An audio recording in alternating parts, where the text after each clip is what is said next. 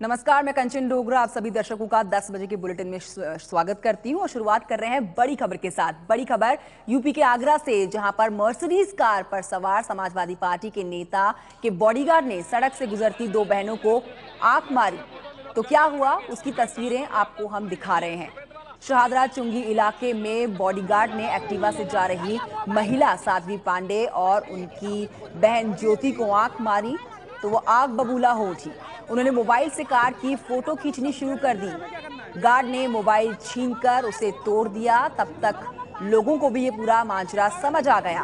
उन्होंने कार रुकवाई। Sadhvi Pandey Mercedes car के बोनेट पर चढ़ गई और भीड़ जुट गई।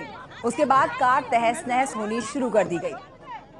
कार समाजवादी पार्टी के नेता अभिनव शर्मा की है। साध्वी के तेवर और भीड़ का गुस्सा देखकर नेताजी की हिम्मत नहीं हुई कार से बाहर निकलने की। इस तोड़फोड़ में महिला का मोबाइल भी टूट गया था।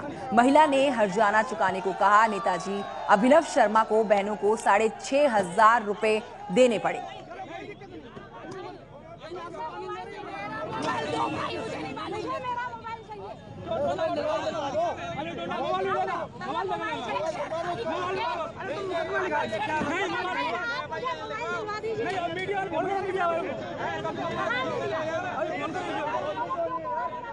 ये बच्चा बीमार है, इसको मैं डॉक्टर के यहाँ ले जा रही थी। अभी मैं गाड़ी ड्राइव कर रही थी।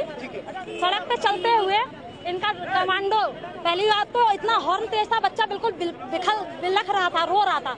मैं इसको साइड से बोली कि साइड से निकाल लो, तो इनका कमांडर आंख मारते हुए चल रहा है। रोकने पे रुका नहीं, इसने गाड़ी आगे बढ़ा ली, मेरा मोबाइल तोड़ दिया।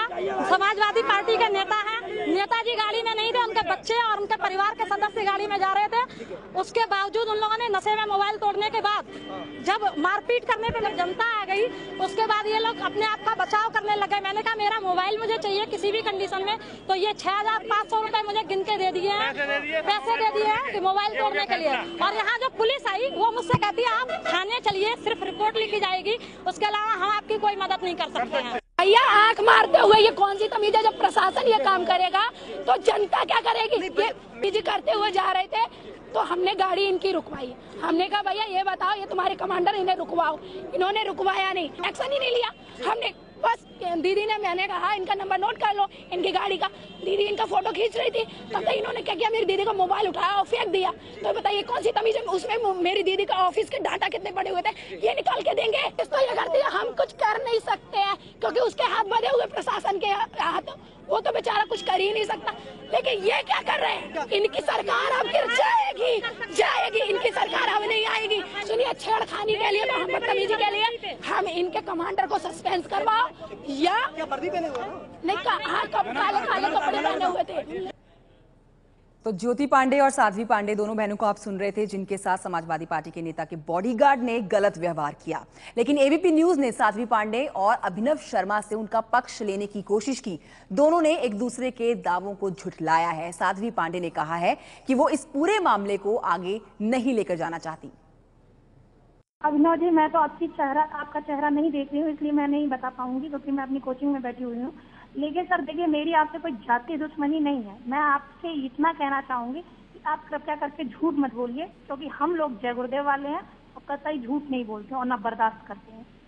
आपको ध्यान होगा कि मेरी दीदी आपसे कहने गई तो आपने क्या कहा, और गाड़ी के ऊपर मैं कब चढ़ी। जब गाड़ी आपकी उस जो 2 साइड रोड थे उस रोड से थोड़ा आगे आ गई, तब मैं आपकी गाड़ी पे चढ़ी हूँ, क्योंकि आपकी गाड़ी रुकने का नाम ही नहीं ले रही थी। जब मैंने गाड़ी के बोनट पे आप हाथ मारे हैं 4-6, और जब आप आगे भगाने को तब मुझे गुस्सा आया कि चढ़ाओ, मेरे ऊपर गाड़ी चढ़ाओ, ठीक है, तब मैं चढ़ी हूँ। लेकिन आप खुद सोचिए कि झूठ बोलने का कोई फायदा नहीं है। मुझे भी मालूम है आप पार्टी के लोग हैं, आप लोग पॉलिटिकल हैं, आप लोगों की पार्टी की बदनामी होती है ना। हमें आपकी बदनामी की कोई वो है कि आप बदनाम हो, हम नहीं चाहते कि आप बदनाम हो, क्योंकि आपने केवल हमारा मोबाइल तोड़ा, आपने हमारे साथ अभद्रता व्यवहार नहीं किया।